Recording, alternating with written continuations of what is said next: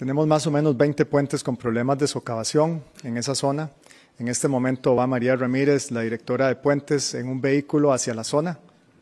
Se va a hacer una valoración el día de hoy para ver cuáles de esos puentes en tiempo real en este momento requieren que cerremos la vía. Tránsito va a estar cerrando. Espero que la gente entienda que si lo estamos haciendo es porque el peligro es inminente. Tal y como se cayeron 2 puentes, que todo el mundo se dio cuenta, lo mismo podría ocurrir